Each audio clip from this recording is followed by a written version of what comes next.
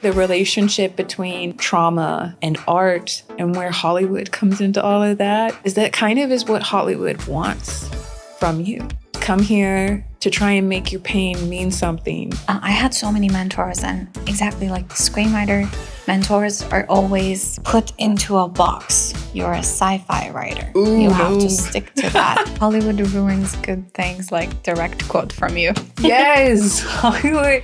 If you have a really great idea, don't take it to Hollywood. Do it first, then sell it to Hollywood. Once you've done it with its magic intact.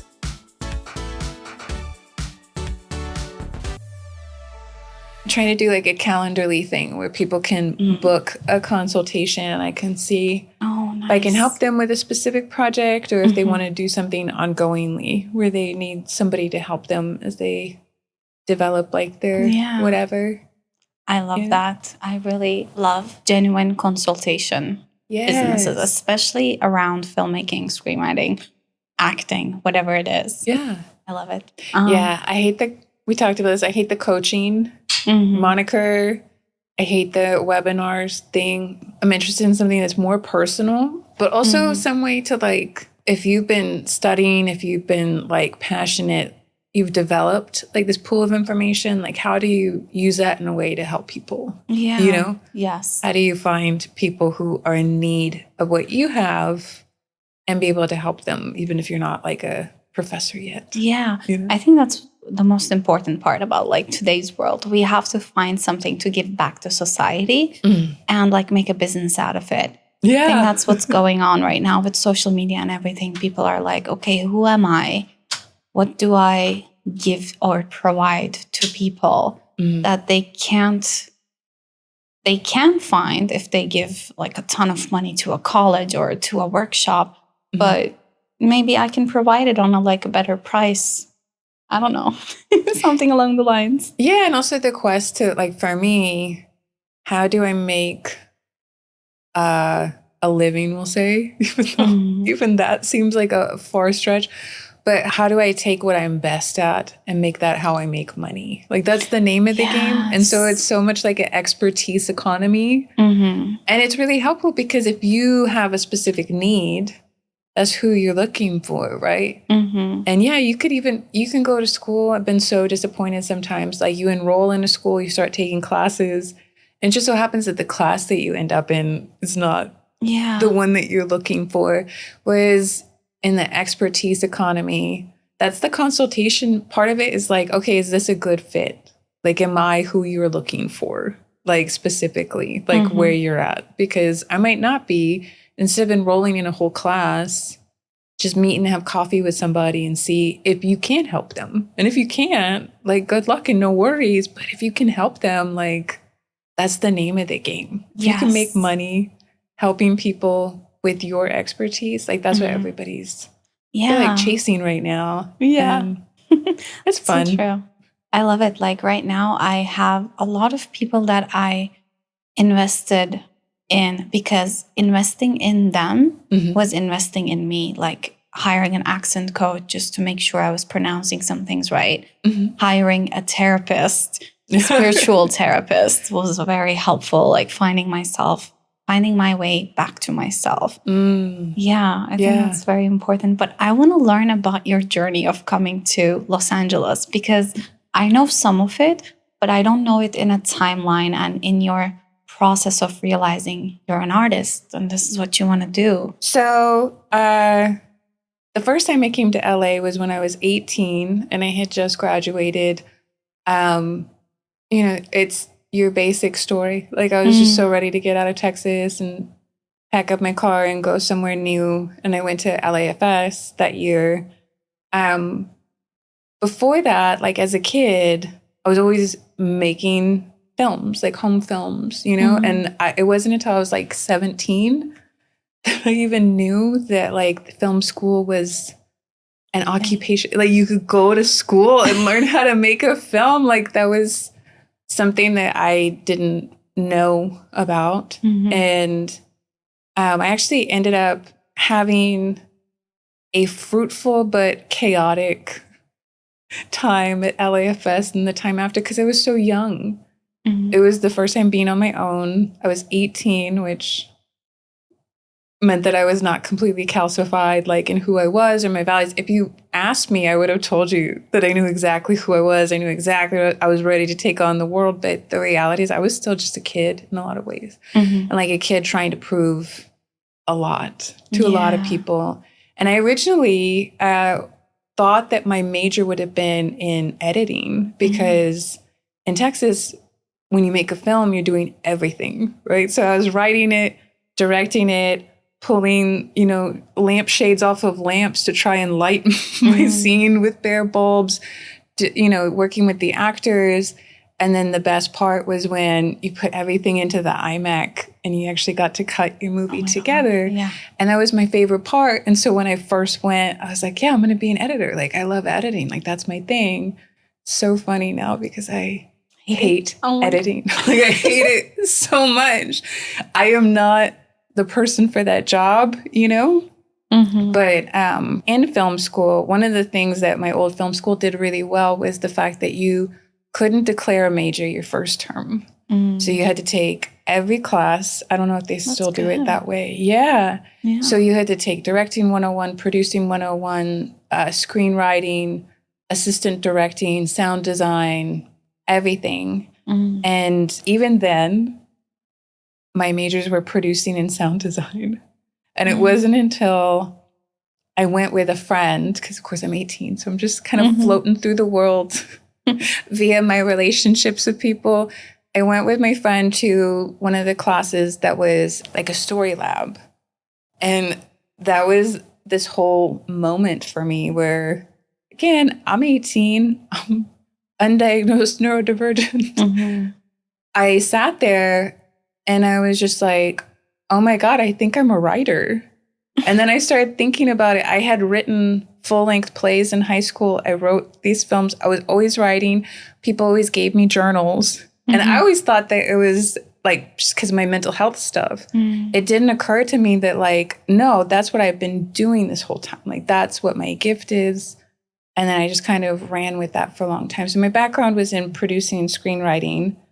I went back to Texas after film school for a few years and then came back out here 11 years ago. Wow. Yeah, at that point, there was a project in development and I was trying to get back into the industry to sort of stay involved with that project. And so it kind of catapulted me into working in TV.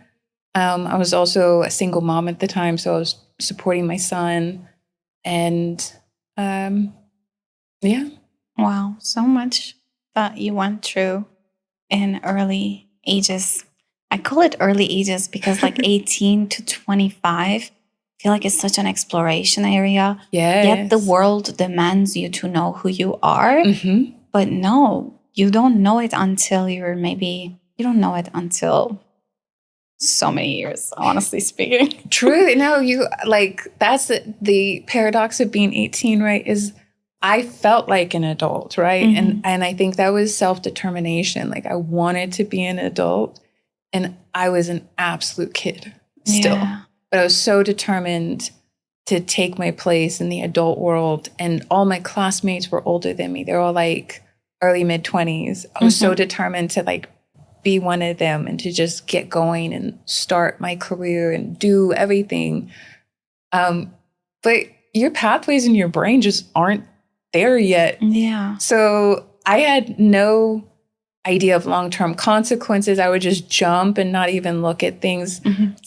One of the first things that I did when I came back, the day after I got into town at night, the very next day I got in my car and I drove through my old neighborhood in Hollywood where I lived. And I didn't even stop. I was like, baby Valerie, oh my God, I cannot believe that you lived here. And like in the year and a half that I was there, that street was police taped down like 5 times. Wow. But I was never scared. I didn't have the capacity to be scared of those things. Like I was just like, oh my God, like why are they police taping down the street again? Like this is so inconvenient. I need to get my debit card. And now coming back when I was 25, I was just like, oh my gosh, I can't believe that I lived on this block. Oh my God, I feel that so much. Like back in 2017, I was maybe 22 years old.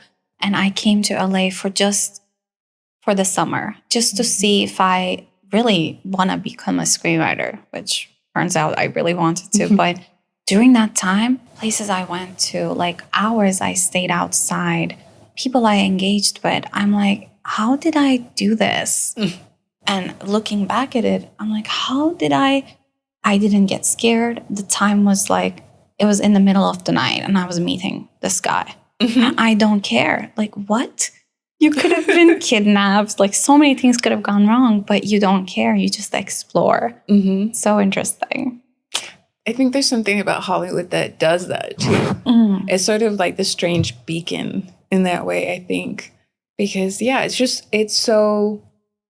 We do that because if you go to Hollywood at 2 or 3 in the morning, life is still happening. And it just feels like when in Rome, you know? That's so true, yeah. But to me, from the high hill of my old age and being a mom now, I'm just like, this is not safe. Yes. These are strangers who are just coming up to you and talking to you. But when I was young, there was this desire to just like seize life, you know, drink the marrow of life. And it really wasn't super safe. Thankfully, nothing truly bad ever happened. No, but being in that zeitgeist, I guess, that haze, coming to LA and like sinking into the culture and like trying to navigate it and be part of it without having my own values and having my own understanding of what it really was I was doing for me, not just to prove it to the outside world, not just to fit in, right? I got very lost, as you do when you're young, where I just got to the point where I was like a kite with no string and just kind of flying and, you know, getting to the place where I didn't really know where I belonged anymore. I didn't really know what I was doing here anymore. And the thing that nobody told me is that if you had a childhood that had like a lot of trauma, a lot of hardship, throughout high school, there's like sort of a structure to your life. And you can evade a lot of unpacking that because everything's sort of set out for you. Like you wake up at a certain time, you go to school. And as a child, your life is very defined by that structure. And then when you become an adult, you get to decide where you're going, when you're going places. Nobody's really telling you that. And it becomes harder to evade your pain, which when you're young, like I was young, everybody used to always tell me like, oh, you've handled everything so well. Like you've lived through everything so well. And then there I am in my apartment at 18 and I have no peace and I'm freaking out and I'm grasping out for anything that will ground me in any kind of way because I've never had to just sit with the pain before and with the feelings that I wasn't able to feel when I was younger.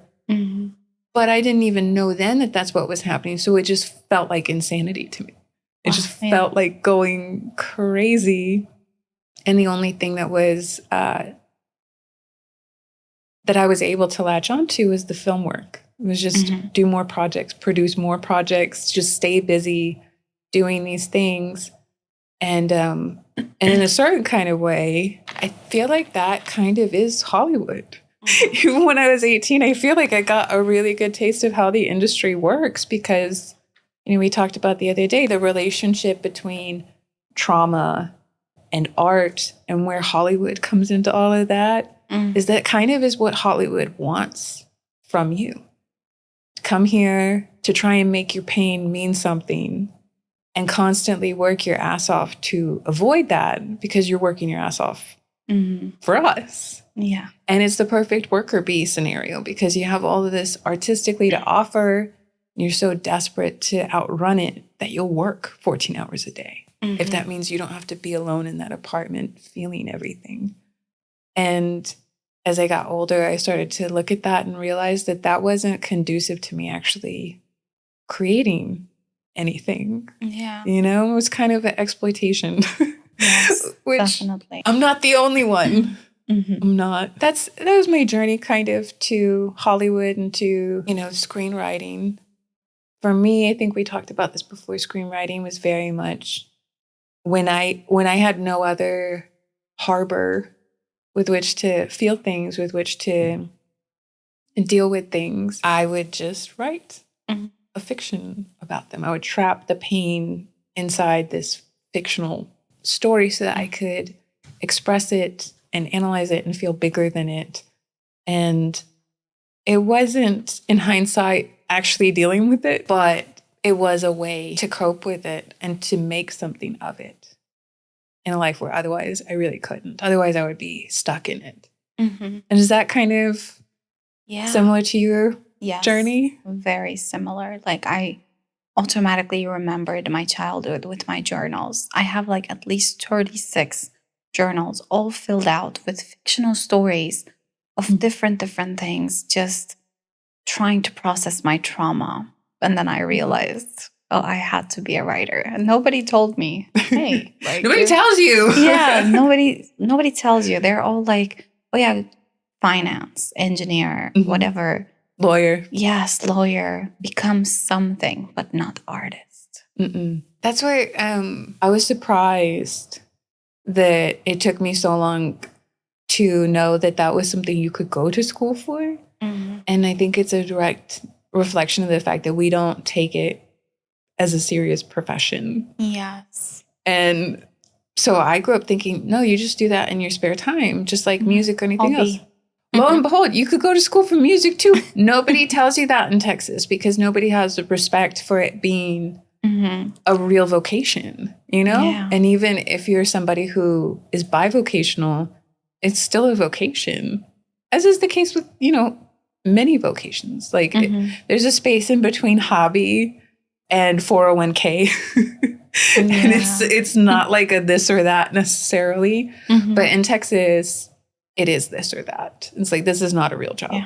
You can do this on the weekends. You can, you know, mess around with this in your spare time, but you need to, what was it that I was going to do? I was going to be a sonogram technician at one point. Wow. I thought about being a court stenographer. And before that, it was lawyer for sure.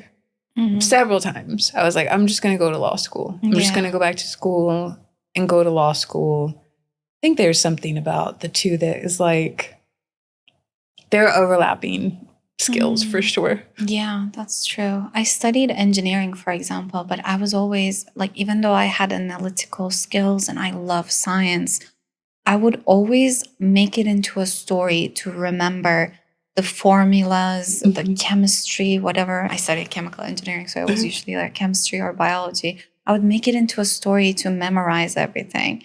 And finally, like, it would become a story that I would take out from there and make it into a screenplay, which I didn't know how to write a screenplay. I would write it in like Word and not even care about the dialogue formatting or anything. It would just like come out of me and I would let it out and think that it was just something I do. Nothing weird about it. But then I realized maybe I should be a screenwriter. But I wanted to ask you, because you're a single mom and you're a screenwriter in Los Angeles. How's it going for you? How do you balance your time with all the gigs that you're doing, all the business plans that you have, and being a single mom? I will say that it was harder when I was younger, for sure. And when I first came to LA, it was just me and my son. And I really didn't have a lot of options at that point than just working a full-time job in post-production. And I was really lucky to even get that job. Like when I came out here, it was very difficult to find a job. And I finally did. And I was working there for years and years. And but now I have 2 kids and my ex is very supportive. We have like a very untraditional kind of separation, divorce that we're doing, but it's a lot more family. It's a lot more support than I had previously. These days, since COVID, I would say, the ability to work from home exploded, which I would have killed for when I first moved here. I would have killed to have been able to work from home. I would have, a lot of the things that you have nowadays would have been so game-changing to me as a single mom. And nowadays, for young women who are going to school, like the college that I went to when I was going back to school, they have childcare there. Yeah. If they had had that when I was younger, everything potentially could have been completely different. I'm so glad that people have these options now that I did not have back then. My car broke down and I would have to ride the train to my job. And it was just, there was no working from home. There was no, because, like if your kid is sick, you could still get paid for that day by working from home. Yeah. It would have been life-changing. But nowadays, there is this, there's a market for working from home. There's also a market for, I have what I call clients who employ me on the basis of an assignment rather than like a full-time job. And it gives me the freedom to be able to put together money working essentially around my kid's schedule in a way that I wouldn't have been able to before. And in a very real sense, it's actually enabled me to be a mom. And now, thankfully, we've gotten to the point where there's so much more space in our lives that I have been able to afford to go to therapy now, which I had never before, and to be able to be more emotionally aware and in service of my own emotions. And I can be that nurturing maternal figure to my kids that they deserve, so that when it's a hard morning, I can gently help them and empower them and support them to go where they need to go. That is, I think, one of the biggest blessings of this economy that we're in now, where there is work from home. There is like the ability to take on assignments that are asynchronous.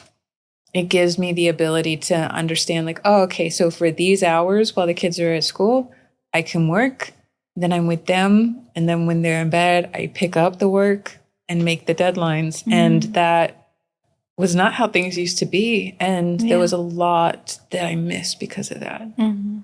But I feel like you're definitely making up for it. I hope so. Definitely. Like we're just trying to make it in a way that works for us. Yeah. I feel like that's the difference with our generation and older generation. We're trying to make it with what works for us. And your kids are going to be even better in terms of making it work in a different society, hopefully in a more accepting and loving society because of the therapy that we got. Yeah. So right before COVID happened, we had this project we were working on. It was going to kind of be a big project. And we started talking about pre-production and renting office space, which was all new to me. I had never had to stare that down before for myself. I was always the person who showed up and worked at somebody else's production. And I remember having this conversation about how many of these, like how much money do we need to spend renting office space? Is this stuff that people can kind of do from home? And then we can kind of come together in like a meeting several times a week or something rather than like, because it's expensive in LA. Yeah. This is literally 2019, right before COVID. Everybody's like, no, like you can't do that. Like it's crazy. Nobody can work like that. Like it's not going to work. Turns out it does work.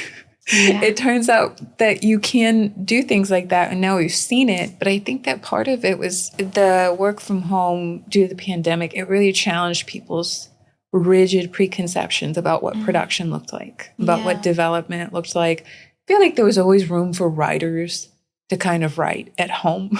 Yeah. Which is funny because supposedly people don't do any work from home, which tells you that people don't know what writers do. Yeah. Like, I don't know how writers write. I don't know what they do or whatever. You work from home. You do it. You do the work at home in the process by which you do it. There's so much more freedom now for people to really reimagine what work looks like. And it's amazing. It's so liberating for people with children, especially, that you can shift gears and be around and be available. And that's what my mom says, actually. Like now that she's healing, she's like 60 something years old. And she's telling me like, I remember you as a kid and it was amazing.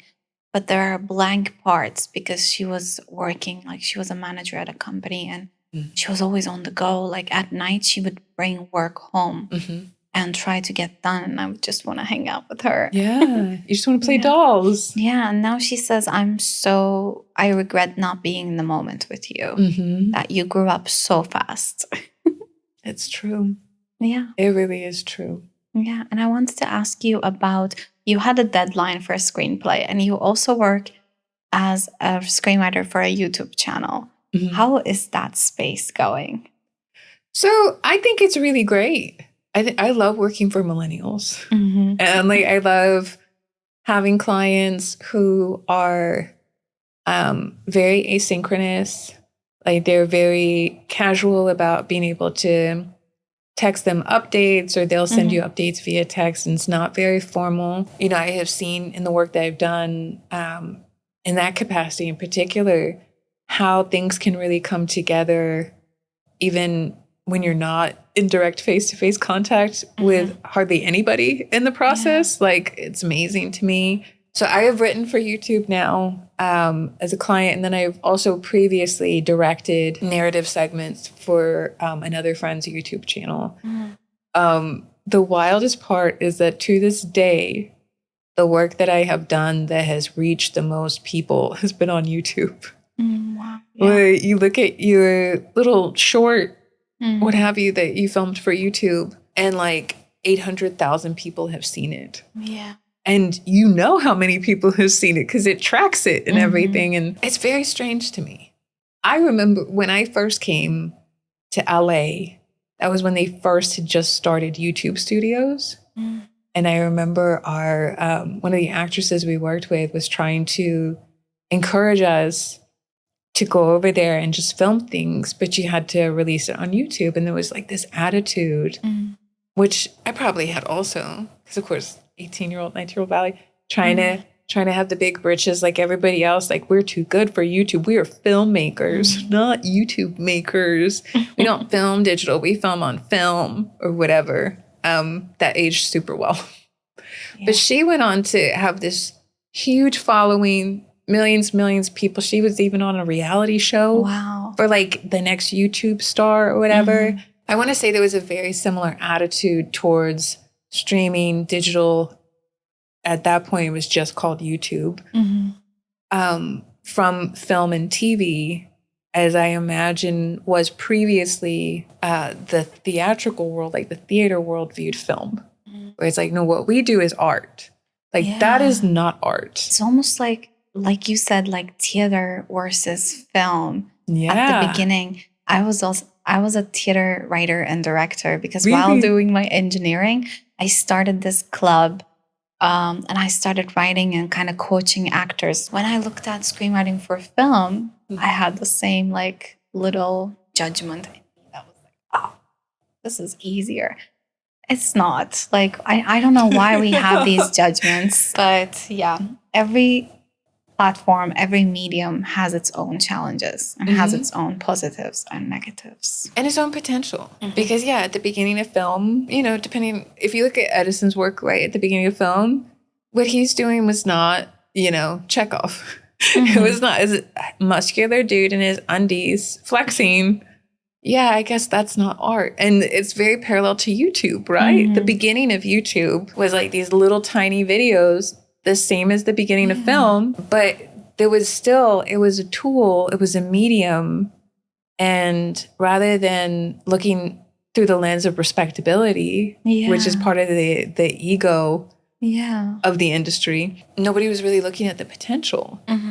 Like, nobody would have predicted back then, in like the Obama early era, that YouTube could become a radio broadcasting platform, that you could release an entire film on YouTube that could also still make it to Sundance, because that has happened. That you could do so much. You could make your own show. And what I encountered a lot in my early life with film and TV, there's so many people, and I believe them, that were just like, no, well, you can't do that. And you can't do that. You can't do this. You can't do that. And I felt like I was in the presence of experts. So I was inclined to believe them. And again, that piece of like imposter syndrome, or trying to fit in, like, well, I want to do things the right way. I want to understand what the rules are. And it turns out really everything that they said you can't do, you can do. And it took me so long to learn that when somebody looked at me and said, you can't do that, they were talking to themselves because they couldn't do it, because they didn't have it in them to be that imaginative, to challenge norms, to think outside the box, and to risk it. But that's the blood of film. That's the blood of storytelling, is that you gotta further every medium and how you can possibly find a way to express yourself and to create something, some, record that you hear and that you felt something that other people are like, hey, yeah, I'm here right now and I feel that, Yeah, that's so true. It reminds me of one of my mentors. I had so many mentors, and exactly like the screenwriter mentors are always, for some reason, like Hollywood screenwriters are very like put into a box. You're a sci-fi writer. Ooh, you have to stick to that. You're a YouTube writer. You have to stick to that. You're a commercial writer. And then I had this one mentor who did Lizzie Bennet Diaries, I want to say. It was a web series on YouTube, and it was like very low quality at the beginning, but she won an Emmy for it as the producer of the whole project. Yeah. And you can see that her approach to screenwriting, filmmaking, and producing was thinking outside the box. So I can see the difference between the two. And what do you think about Hollywood always trying to put us in a box to market us like agents and managers packaging deals? Oh my God.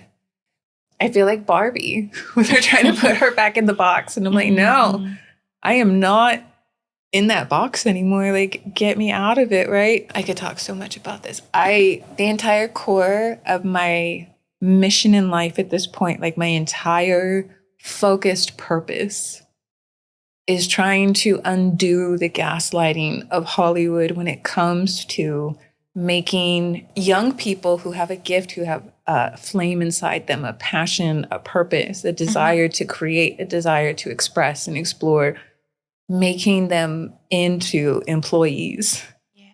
And I am so against every time I see anyone, but especially screenwriting, mentors, instructors, coaches, ad nauseum, especially screenwriting. Screenwriting is the place where you shouldn't be thinking about the industry at all. You shouldn't. Because if you can do that really well and for a long time, you can have a perspective and a voice and values that you can then apply to whatever it is that you want to apply it to. But when I was coming up, the name of the game, when resources were more limited, like on the edge of like the transition from film to digital, the name of the game was always, well, you can write that, but it's never going to get made. You can write that, but it's never going to get made. So have fun writing it, because if you're just writing things and you're not thinking about like how to sell it, then you're just wasting your time. Yeah. And I couldn't disagree more, but I believed that for so long. It's like everybody's trying to tell you how to sell something. Just teach people how to tell something. Because once you can tell your stories, your truth, once you can access what it takes to really be able to be a conduit for great storytelling, then you can sell that. You can sell your skill, your gift, your intuitions, your instincts, your passion, and you can apply that to any assignment. But we do people a disservice when we educate them on the basis of what Hollywood wants and what Hollywood thinks, because Hollywood doesn't know what it wants. Over and over again, it proves that it can't predict what is going to be that breakthrough, heartfelt film that takes people by storm. It can't produce that film. It can recognize it only when the world is recognizing it, right? Hollywood's late to the game with that. And then trying to take that filmmaker, that storyteller, and assimilate them into Hollywood very seldom actually reproduces the magic that it is that they were trying to buy. And there's a reason why. There's something that is inherently missing in how films are developed in Hollywood, where there's not a respect for that particular magic of voice and perspective and taking risks. The risk aversion of Hollywood is what is rotting the soul of cinema, 100%. You have to be able to feel your way through a creative project and not just look at numbers and projections and algorithms and how you think things are going to sell or not sell. Yeah, I remember you said Hollywood ruins good things, like direct quote from you. Yes, Hollywood. If you have a really great idea, if you got something really great going, right? Don't take it to Hollywood. Do it first, then sell it to Hollywood. Once you've done it with its magic intact.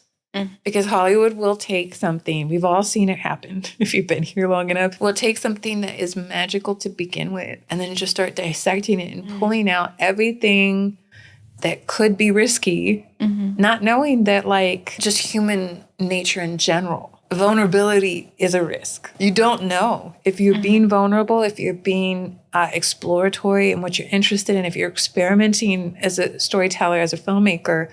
There is no guarantee that an audience is going to respond. And at that point, you have one or two schools of thought, right? My school of thought, and I think what is at the core of indie filmmaking, is you are the judge of whether it works or not. If you can look at it and say, yeah, that's exactly it. That's exactly what I wanted. That's exactly how it looks. That's exactly how it flows. It's done. Like, this is the film. That's art. That you've made your art, you've expressed it, and you're not responsible for what happens next. But the other school of thought is, we don't know how audiences are going to respond. So let's try and hedge our bet and artificially engineer certain elements that we think people will respond to. We need this type of character. We need this kind of actor. This is what the cast should look like. This is what the environment should look like. Let's kind of pull from other similar things until we make like this gumbo of random successful stuff and throw it on the screen and then see if people buy it. And you know, many times people will go and they'll buy a ticket to it, but we know that that's not what makes something successful. It's somebody going and buying a ticket and then telling everyone they know, I met the Lord last night. You need to go watch this film. Like, I saw something, I experienced something.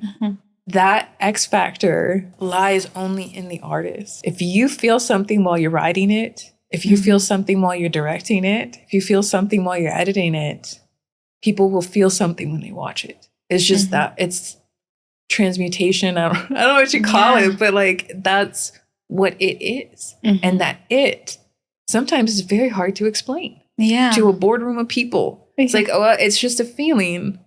Okay, well, we don't have an algorithm for feelings. Fucking exactly, you don't. Yes, that's so true. I think Greta Gerwig talks about this with Barbie and how they really had this back and forth with this room full of men, which we also see in the movie Barbie. There's a lot of like also things that didn't work with Barbie, which I'm sure the boardroom is responsible for it, even though the actors and the director says they were so free to choose what's going to happen. I feel like there was also a lot of things that they weren't free. Well, that's another interesting thing that I think I'd be interested to know how long in the industry it's been normal to have your cast and directors sign NDAs about production. Because I think with the rise of these big corporate studios, right, in a slightly unique way now than in previous decades, I think we could point to a lot of filmmakers who just, when you watch them, they seem like their hands are tied. They seem like, really, we've had decades of people working with, can I say studio names? Working with Disney, like working with Marvel, and nobody's complained about anything. Like, since when has that ever happened in the history of cinema? Nobody's ever had a problem. Nobody has ever had issues on set. Like, no, they were just all signing NDAs. So we don't actually know. And I'm sorry, but like, I think NDAs are important to keep quiet about things that might be spoiled or a surprise, right? I think NDAs can also be important for jobs in like national security or, you know, like spies and stuff. Like, but when it comes to making people sign that they won't complain about you, I'm so against having to sign anything with any studio that says you are not allowed to tell people what this process looks like, how you were treated, what kind of agency you had, and so forth. And for me, I think the only way that I know how to speculate and tell is when you take a director who's done indie film and you put their previous work up next to their big Disney project, how closely does that resemble anything they've ever done before? Yeah. Like, was it Guy Ritchie who directed Aladdin? I would never have ever in a million years ever guessed that he directed that film because it looks nothing like his style. His voice is nowhere in it. Like, that's the job that you're taking. That's what you're doing, you know? Yeah. And the NDA, like, I think there's a limit to how much you can even take directors' words on the subject because there is now this newfound liability if they were to be transparent about how and when they were told what to do as opposed to allowed to do their job. Yeah. That's your job. Just let people do it, you know? But overwhelmingly, the attitude in Hollywood is that films are a product. And yes, in a certain way, like, there is a marketplace, right? You create films. It's not cheap. You put up money for a film to be created, you expect that it will have a certain return, and that's fully reasonable no matter who it is that you're working with, no matter whose money you're taking. That is to be expected. Nobody's just going to give you $1 million and be like, have fun, express yourself, show us your heart. Ultimately, I think that what has gotten confused is what it is you are selling.